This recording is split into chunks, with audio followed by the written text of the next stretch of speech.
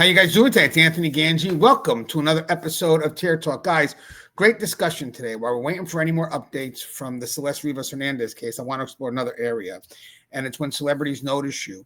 So the parasocial collapse in the Celeste Rivas Hernandez story. And there's a lot of people that aren't familiar with the term parasocial, so I'm going to go ahead and explain that in just a bit. I did a show yesterday with Denise Schoenwall. I highly recommend you watch it, and we discuss parasocial, and it was unique because even she wasn't familiar with the term. And again, I'll break that down.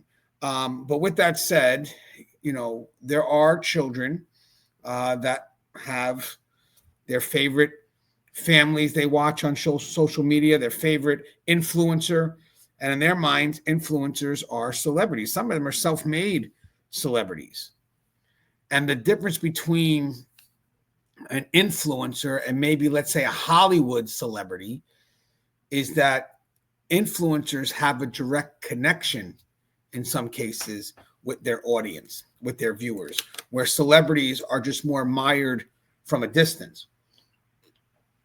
That was one of my arguments when I, was doing my podcast years ago. I said, we're not celebrities, we're influencers. And I hold that title with such respect because it gives you the chance to impact lives because you're reachable.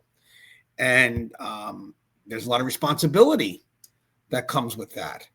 And when you have a star like David who is on social media, there are people that can directly connect with him. So you have a parasocial relationship, which is basically the connection is someone who could be seen as a superstar, someone who has some level of fame.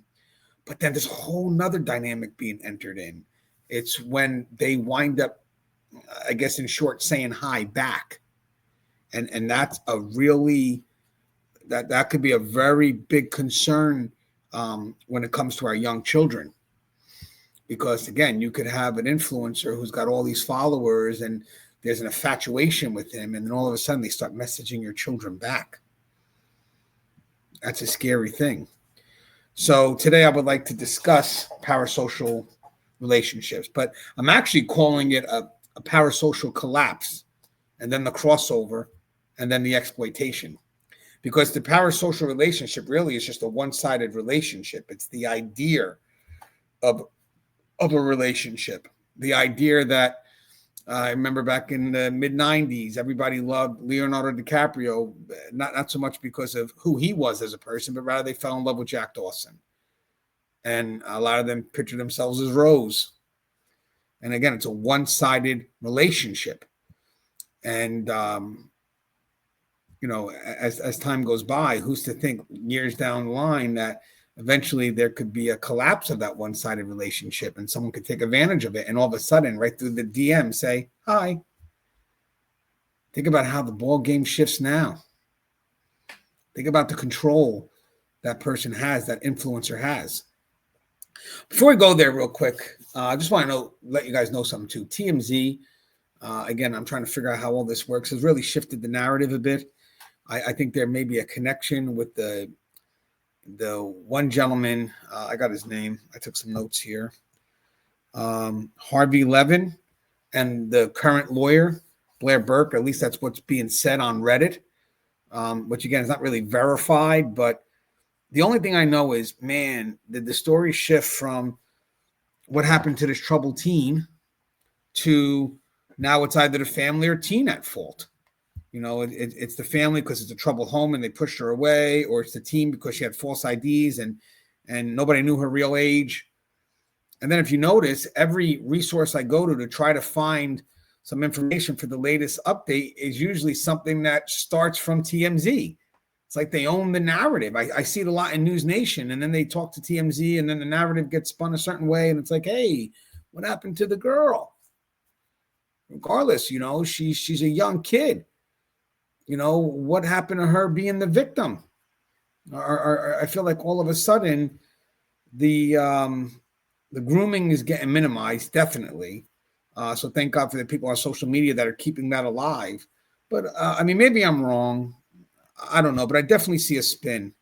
And I don't want to go into that too much, but I feel like things are lessening. And the reason why I know is because when I look at their latest coverage, I feel a certain way about it. The police go into the home 11 times. Okay, but you did not in context as to why they went there. It could have been related to the runaways, but it's like they're biasly implying something, and it makes us look as the family is causing her to run away. But okay, well, even if that is the case,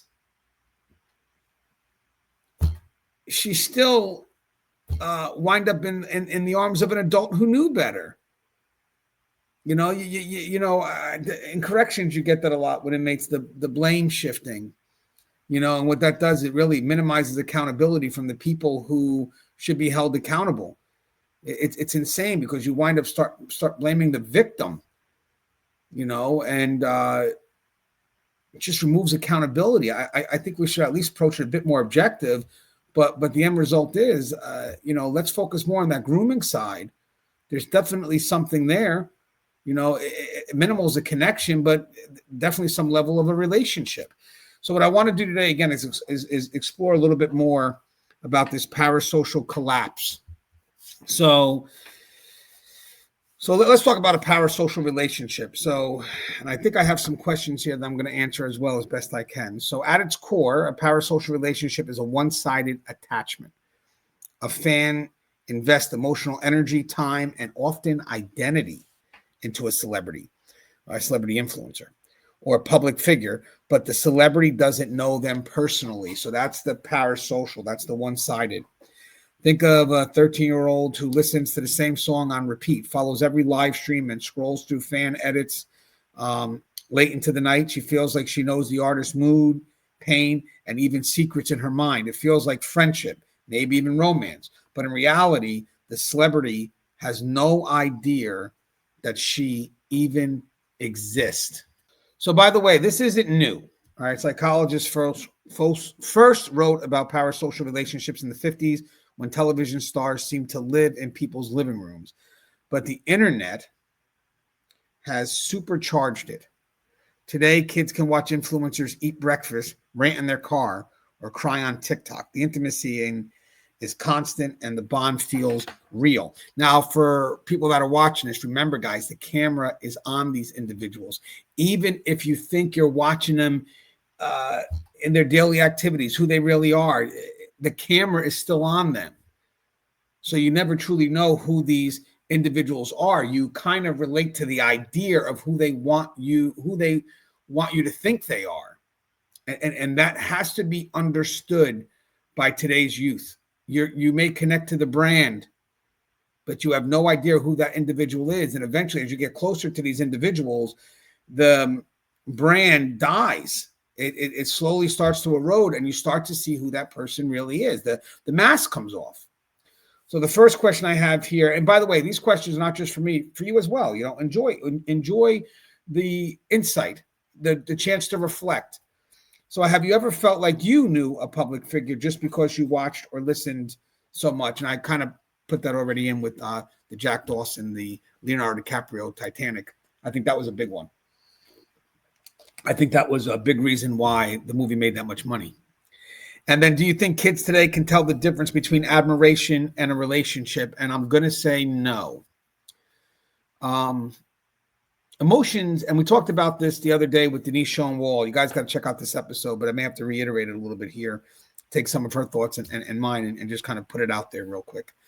Is for a young kid, and I think Denise said it best, about the prefrontal cortex not fully being developed.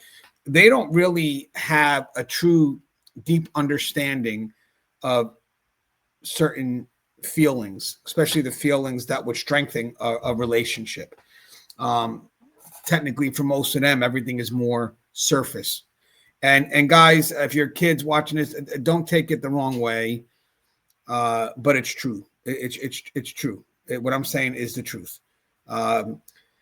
Life experience gives you a better understanding of the complexity of emotion, how it develops, how it evolves, how it's maintained. For kids, it could be just more surface, something simple like admiration. but you may define it as something that's a bit deeper because you may not understand what that level is, but you may understand what the word is. I mean, there's so many kids that say to each other, when I love you, and they have no idea what the word love really means, including things like sacrifice. But having said that, do I think kids today can tell the difference between admiration and a relationship? No, I don't. And that's what makes today's world a bit dangerous for our kids, because influencers at any moment can have direct contact with a fan at any moment with hardly any obstacles.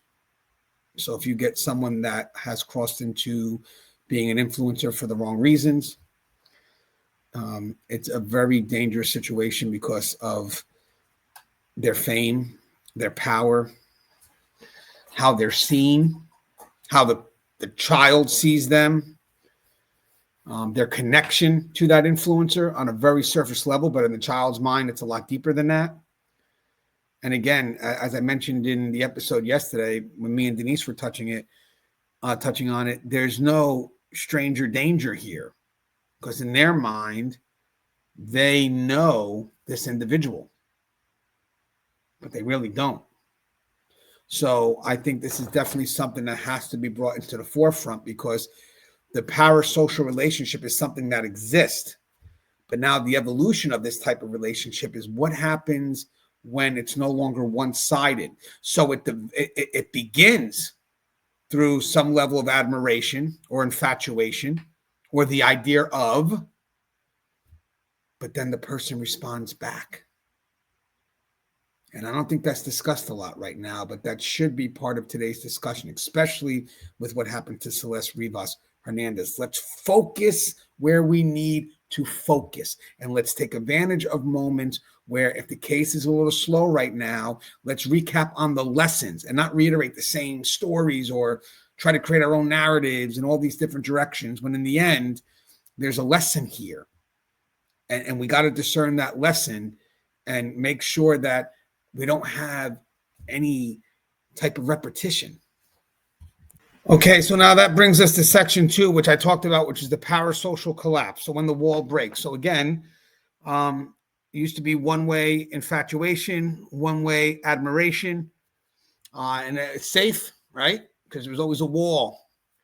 So if you felt a certain way, there was still a wall that was protecting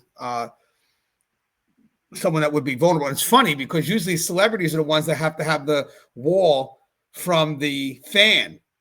But what about if you look at it from the other perspective?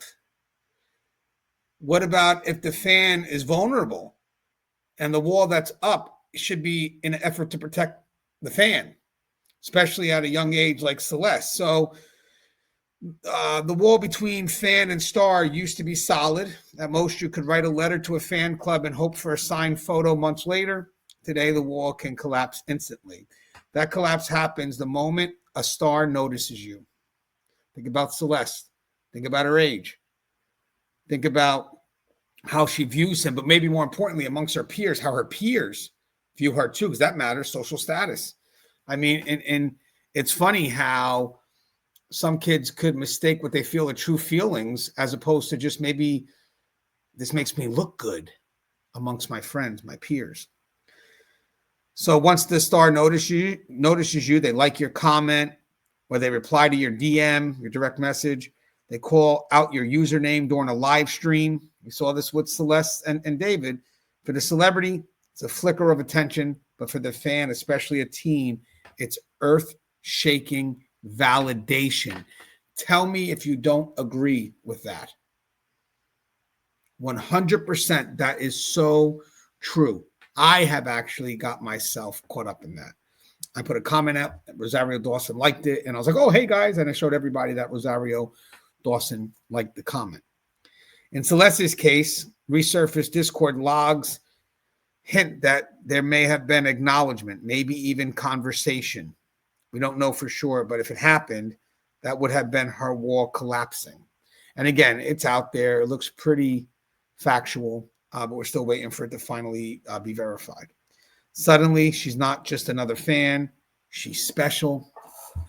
she's seen. So this moment is dangerous because so we have a term for parasocial, the one-sided relationship, and now we got to evolve. So we got to think of what happens when the wall breaks, but it originates in a parasocial type style relationship. But now the wall breaks and there's vulnerability. So I have intermittent reinforcement. So not every fan gets noticed, right? So when one does, it feels like destiny. And when the fan is already vulnerable, a runaway, feeling misunderstood at home, that recognition can feel like a rescue. That's powerful. And again, that's the subjective perspective of a young, immature mind. And immature, not in a negative way, just immature in a matter of growth and development. So what would it mean for a runaway like Celeste, her age, to suddenly be noticed by her idol? I mean, that's an easy one. I'm sure you guys can answer this. Imagine, when you were younger and and I probably didn't have, a lot of us may not have had social media like this before, but imagine when you were younger and your favorite celebrity reached out back to you. It could be life defining. It could truly be something that is just an overwhelming feeling. Now, mind you, it also wouldn't be built in frequent interactions. Like later, okay, I noticed you. I wrote a letter back to you, but we're not still engaged in the dialogue. Where now with social media, this influencer starts to write back. And now you have that next step that I think we're trying to define now, where there's constant interaction. It's funny. I think this kind of reminds me of maybe Elvis Presley and Priscilla, maybe to some extent. Do stars realize the power their smallest gestures hold? I would like to think so. And some understand it and make sure they don't take advantage of it. And then there's some that understand it so they can take advantage of it. And we see that all the time. Even with these brands, they just connect onto something without really knowing who the individual is. They connect onto the image, in the hopes that they can tag along and get a little something from that image. But everything is being done at such a surface level. Brands we trust connect with people that they're not for death, but just because they bring money. And then people get shocked. It's like, well, you didn't really know who the person was. What are you so shocked about? You're not connecting to the person. You're connecting to the brand and the fame. So again, I think, do stars realize the power their smallest gestures have? Yes. And some will misuse it and some will make sure that they control it. So for the next section, I got the crossover from fantasy to reality.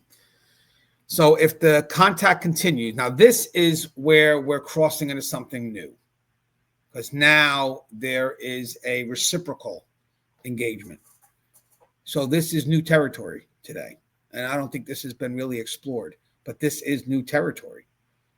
What happens when there is that one-sided parasocial relationship and now the person starts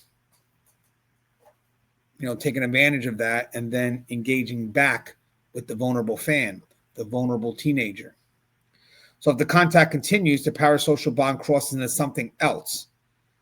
What researchers I guess now we're trying to say is the parasocial crossover. If that makes any sense to anybody. Has anybody heard that term? Parasocial crossover. I mean, it makes sense, right? I don't know if that's something that has hit the mainstream yet, but it makes sense because it notes how the relationship started. And it notes that by saying parasocial crossover, you're noting that it started on a very superficial but vulnerable foundation. So I like this definition. I like the verbiage here. So it's no longer one-sided. Now there are DMs, private chats, maybe secret phone calls, maybe in-person meetings. Does it sound all familiar to anybody? That's familiar with the Celeste David case? For the fan, it becomes a full-blown relationship. For the star, it could still feel casual. Who knows? But in this case here, for David, it could be a chance for control. But here's the catch. It's real, but it's not equal. One person is a teenager who feels chosen. The other is older, famous, with resources, mobility, and influence. And the imbalance of that is staggering. Staggering. Vulnerability, teenager, young. And on top of here, power, resources, mobility, independence. Man, if you're a parent and you're trying to battle against that, at a teenager at that time, you could have a loving home. You can have all that. But that's a tough battle. That's a battle most parents will not win if that child has that interaction with that influencer. People say, well, runaways, it's always a bad home. And not if they're running towards something, or not if they're being manufactured into being a runaway. Because wouldn't that be part of a groomer's effort to isolate? So now I'm saying, as a parent, competing with that, think about the details we've heard in Celeste's case, the tattoo that mirrored the singers, the Discord connections, the family suggesting that she knew David, but I don't think they knew who David was.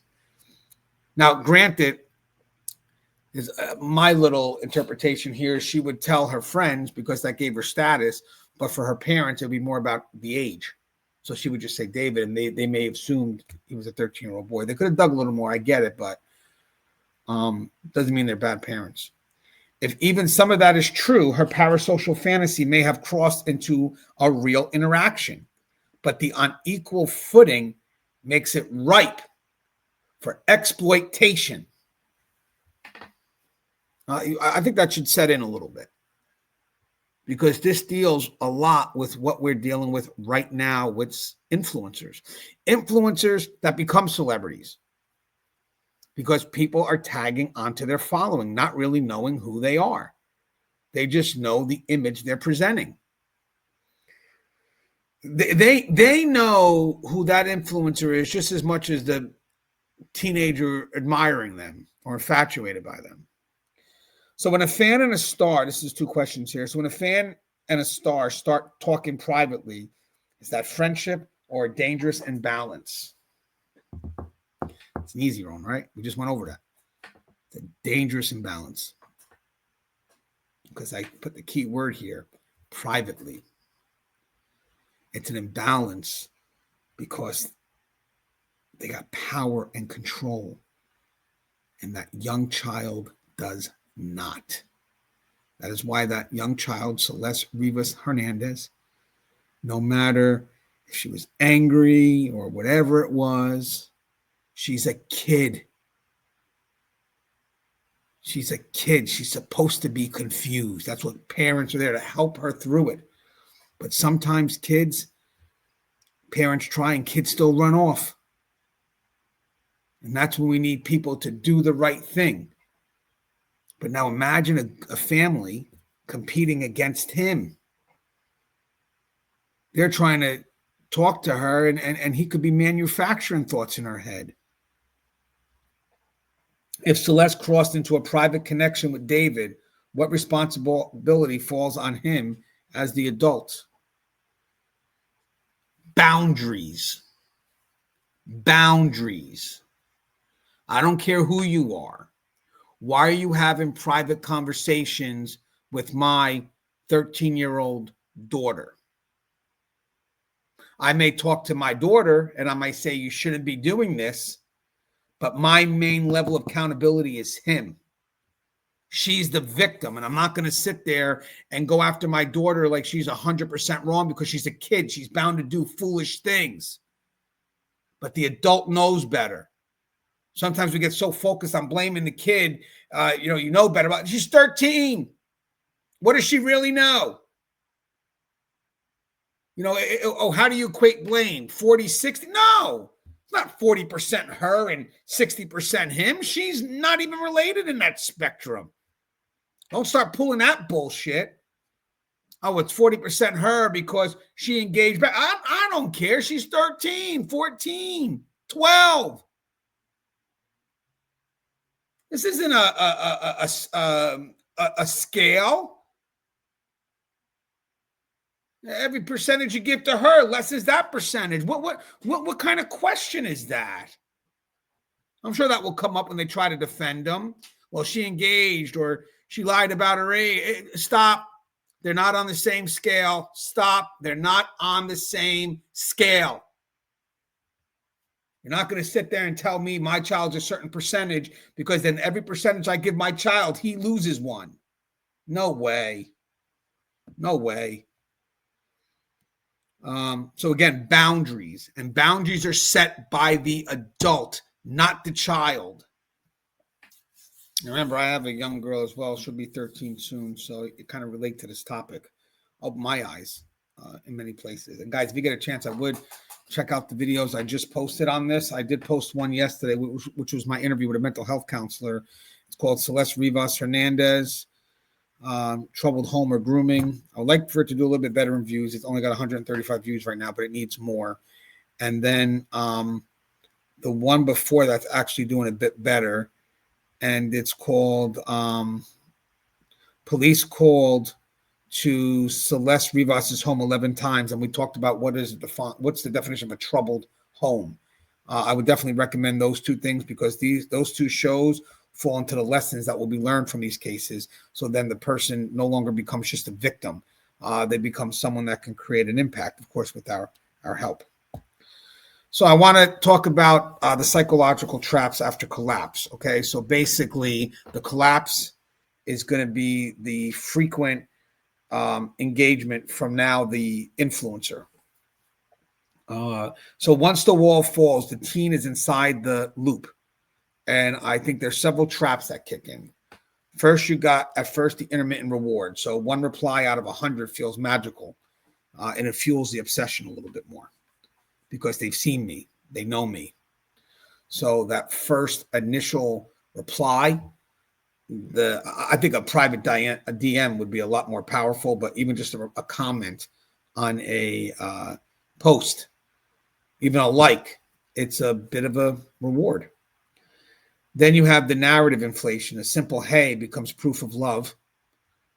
Because remember, their feelings are on high, and they really don't know what love means. They may have an idea, but not the depth of what love is. So in their fantasy mind, when the person wrote, hey, their perspective, the context in which that hey is filtered from it's powerful to them. But we know it's surface. But for a groomer, and they know emotions, they manipulate. They also can take advantage of that. Secrecy. So now the private DMs normalize keeping things hidden. Don't tell anyone. People wouldn't understand. And this is what you saw with David. But now if you look at it, it's all rooted in his fame. And then the microphone that being a celebrity gives you. So, groomers, they wouldn't have as many targets to choose from, but now with social media, the targets come to them. Picture that, huh? Picture back in the day, the groomers would chase the targets, but now groomers could get themselves a little bit of influence, get themselves on a social media platform, and then just sit back as all the vulnerable teenagers, all the vulnerable children come their way. The door opens. You got the projection, so the teen fills in the blanks with fantasy, imagining depth where there may be none, as we mentioned.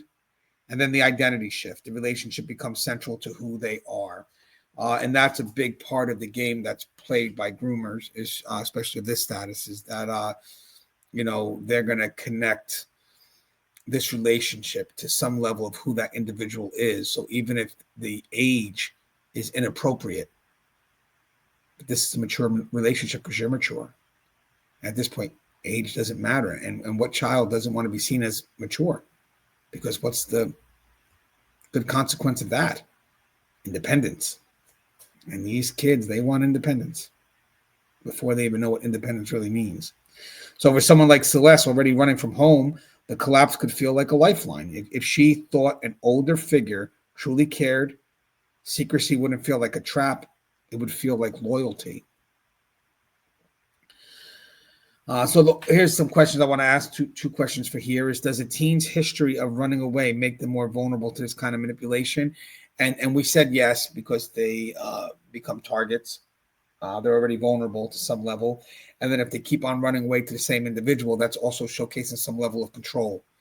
So her frequent runaways, as we mentioned yesterday with Denise Schoenwald, is actually her being controlled by the groomer.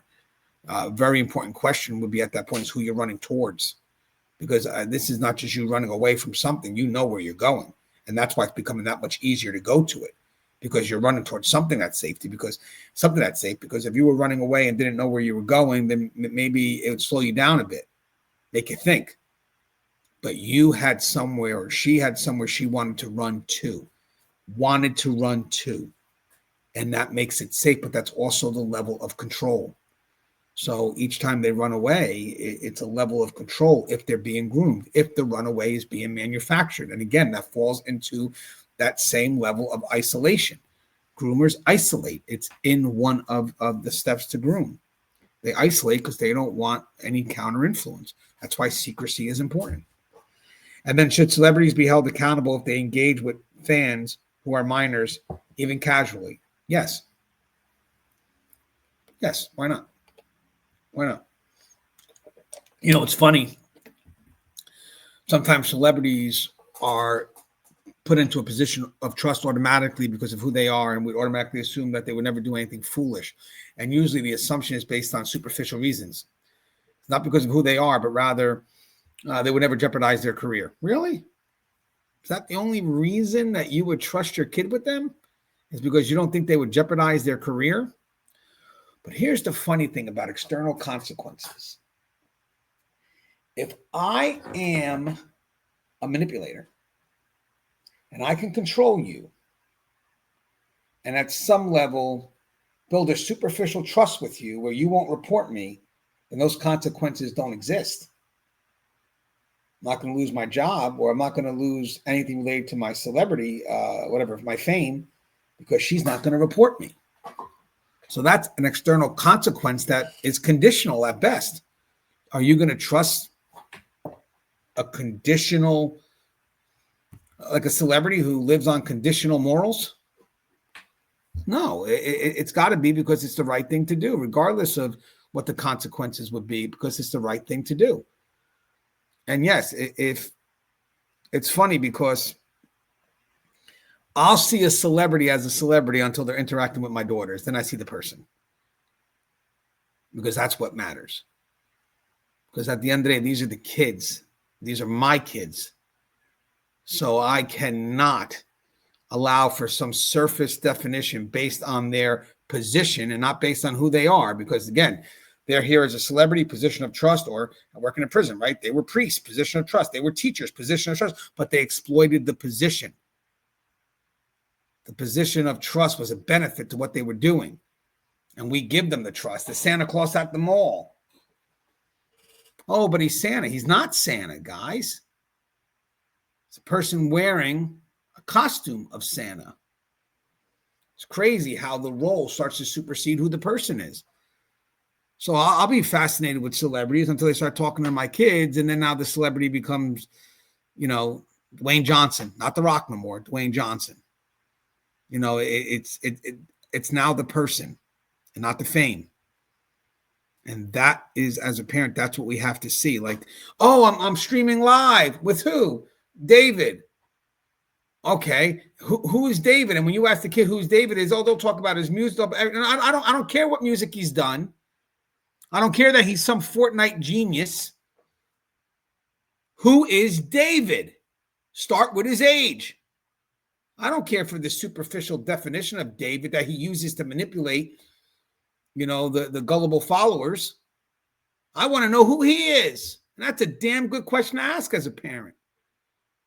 Because now think about it. If I do accept that surface level definition and don't think that he's a concern because he's got fame and stardom. When people ask me, did you know who David was? I know he's a musician and all. Do you know who David is outside of what he's done? And that point would be a concern. But again, it's only if you know. Back in the day, everybody had one screen. We watched it, and everybody knew what everybody was watching. Now we have multiple screens, multiple ways for people to interact. And if you put the rules in, they find ways to circumvent. And kids are very good at that.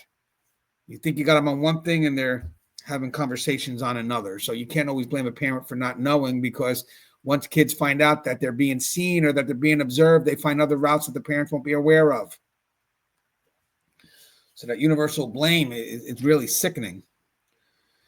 Let's see. Should celebrities be held accountable? Oh, I did that one. Sorry. So now I want to go to number 5, exploitation and grooming through the collapse of the parasocial wall. So this is where collapse becomes exploitation. The predator doesn't need to chase a victim. We just talked about this. The fan is already emotionally invested. All the predator has to do is validate once. Then let the fan do the rest. That's the terrifying power of collapse. It flips the grooming script. Instead of an adult slowly inserting themselves into a child's life, the child run towards the adult, convinced it's love. I see that here. The risks are endless: traveling to meets, sneaking out, sexual exploitation, or simply being controlled emotionally. Guys, when I say a runaway is sneaking out, that means they're sneaking out because they don't want to get caught by their family, because they don't want to be caught by their parents. They're sneaking out. They're not being allowed out. And the word runaway is unique because me and Denise were thinking about it. You know, maybe runaway is the wrong term because it still puts a lot of onus on the teen, possibly some onus on the family, because that's why she ran away. But maybe it's not runaway. Maybe it's lured. And we need to know the difference between those words, because the why of that question matters. I think it's different when you ask somebody, hey, why did she run away? And then you start your investigation with that as your foundational shift. And most of the time, the foundational perspective. And most of the time when someone says the word runaway, they may lean towards troubled home or a challenged child, which I saw in some of these pods. And then maybe it could eventually shift to who they're running away to, but running away to, it's an afterthought. Because running away signifies I'm running away from something. So I think maybe it's always a good question to ask, were they lured? Because now you shift your mindset. You look at things differently. And it puts people in the center that should be in the center. Because think about it. Running away, that person becomes a hero. And that's sort of where I feel we're shifting towards with the news. But when you say Lord, and you use the word Lord, L-U-R-E-D, changes the perspective, doesn't it? So again, the risks are endless. I've read this, but traveling to meet, sneaking out, sexual exploitation, or simply being controlled emotionally. In Celeste's case, we don't know all the details yet, but if there was any parasocial crossover, it may explain why a young teenage girl, or maybe even 12, would leave home and end up in spaces tied to a rising star. So do you think parasocial collapse makes grooming easier in today's world? Yes. We talked about that, right? You build on the strength of how you are seen by the fans. And then you slide a DM their way, a direct message, or reply back. And you keep that momentum going. And man, the power of a groomer today, because it's not a stranger to those kids. It's someone that they feel they know, and that's dangerous. You could teach a kid, hey, be careful of a stranger that comes up to your vehicle and says, hey, got a puppy. Want to check out the puppy? Yeah, I got some candy. You want some candy? But I bet you, and it's sort of no different, David was driving that van. And if he had a puppy in his car, They'd all jump in. And it's because of where we're at now with social media influencers. If you were a parent, how would you protect your child from mistaking fan engagement for intimacy? You got to have open dialogues with your children. I think a lot of times people want to protect them, but children know a lot more than what we give them credit for. The world is moving a lot faster than we ever could imagine. So they're picking up things that would maybe take us years to figure out, but they're picking it up a little bit quicker. But picking it up and being able to process it is a bit different. So they need you to help them understand it. But my biggest thing is you can't hide them from it, because they're going to go into schools. They're going to have kids that are aware of it. And eventually there's going to be a part of their life that you don't know because you yourself are uncomfortable about bringing it up. But on another avenue too, is you also have to talk from their level.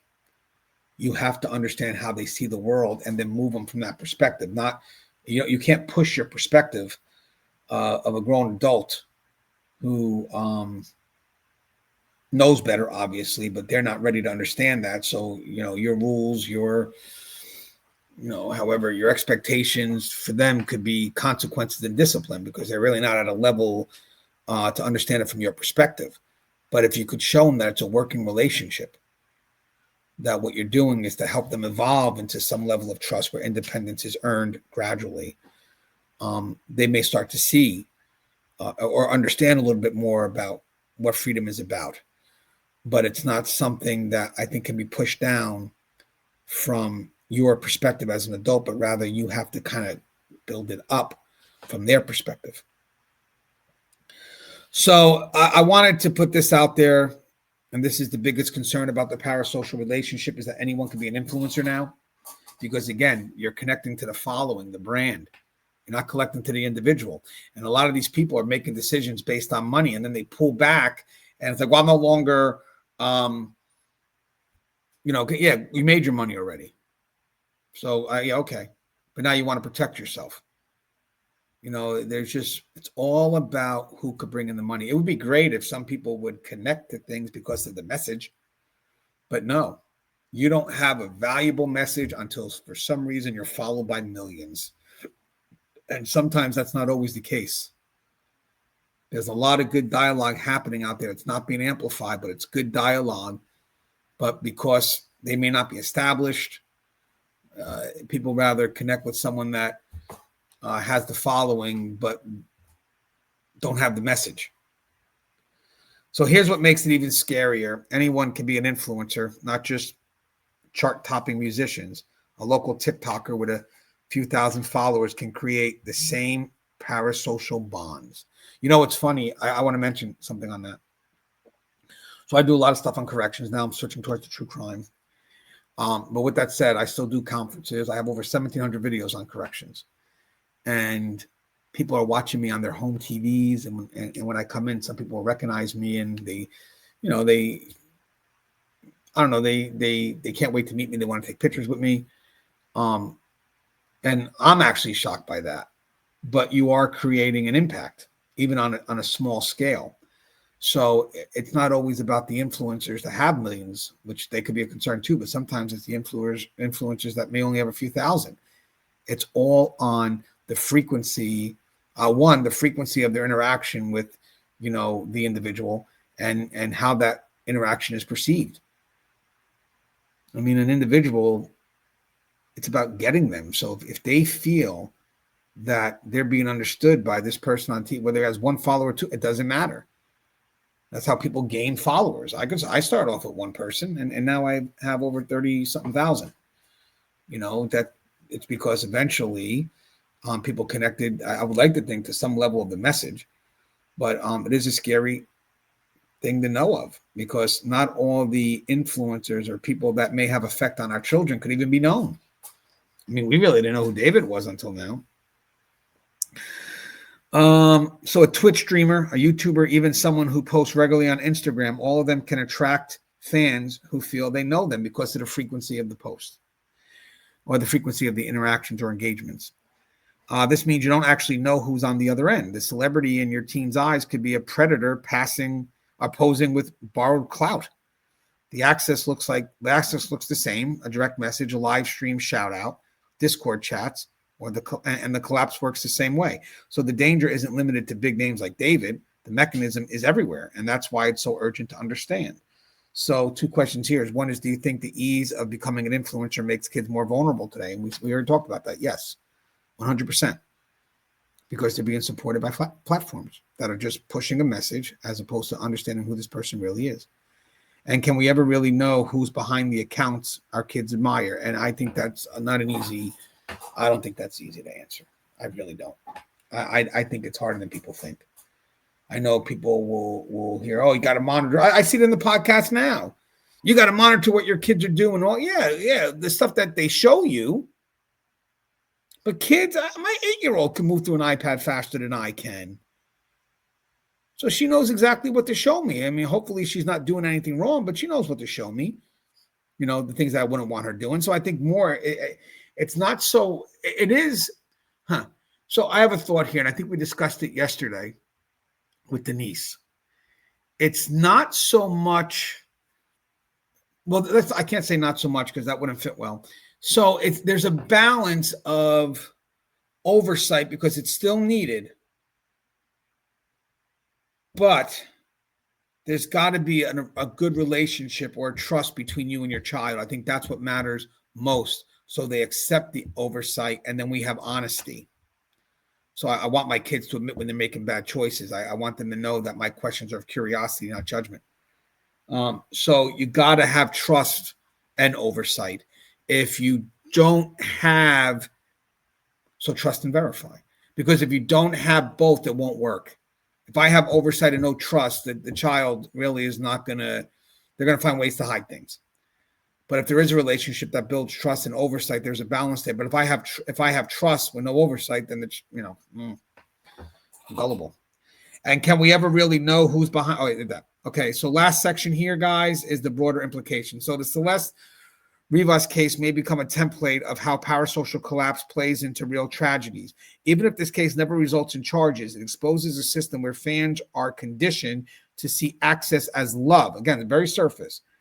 And predators, intentional or not, can exploit that collapse. This isn't just about one runaway girl and one rising star. It's about an entire generation growing up in a culture where the line between fan and friend, between admiration and intimacy, is paper thin. So questions for us again, 2 more. Last one. Do you think society needs stricter protections on parasocial interactions, or is it up to parents and kids to navigate this? It's a community effort. Laws. Hopefully after this, we'll see some laws. Good communication with the schools because they know what your kids are doing. Trust me.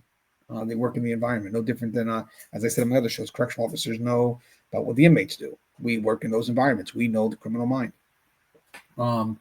But yes, it's a partnership effort, because as you put things in play, you still have to translate the why to the young kids. They have to understand so they respect what's being put in play. So they don't feel that they're being forced to follow something they don't respect. You can't just push it blindly. They need to understand why it's in play so you can get buy-in. Always buy-in. You got to translate buy-in. And if you could speak directly to teens right now, what would you tell them about the difference between being noticed and being loved? I guess we all want to be noticed. And when you're vulnerable, people will take advantage of that because maybe it's a want that you've translate into a need, but you're vulnerable. And if I'm a predator, I could take advantage of that.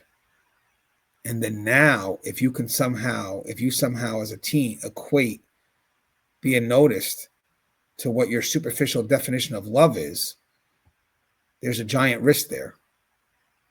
Because if I'm a predator, I exploit your vulnerability. And wanting to be seen and wanting to be noticed is a hell of a vulnerability. And then eventually, if you feel that you're in love and the things I'm doing to hurt you, you'll justify it. This isn't even given an excuse. You will justify it. This will be a belief that I'm not hurting you. I'm helping you. When I tell you don't go back to your family, you'll justify the reasons why. Again, you're not giving an excuse, you're giving a justification. That's why we have to get involved as soon as possible, because the longer we delay in this, the predator goes, or the groomer goes, without any counter influence. So eventually the kids that do foolish things start to justify their behaviors, like a cognitive dissonance. And when they start believing that what they're doing is right, as opposed to understanding why it's wrong in so many levels, then you have to change a belief system. And that belief system is embedded in the control of the groomer. And how do you battle against a guy like David? He's got an unfair advantage. That's why you have to go as soon as possible before they can get themselves set in, before they can manufacture their runaway. Because the big thing, and I'll end on this, is divide and conquer. So I have to find a way to keep her here, which means that I have to attack the people that are closest to her. But on top of that, I have to do it from her perspective. So she agrees with what I'm saying. So it makes it look like she's been thinking it all along. I'm putting these thoughts in her head, but in her mind, these are her thoughts. And now, as a parent, if I find out that something's wrong and I go to talk to her, that's a belief that I'm battling. A belief. How do I win against that? As always, guys, the show is Hair Talk. Don't forget, subscribe, interact, engage, comment, hit that bell. Bell's going to notify you every time I put up a video. Stay safe.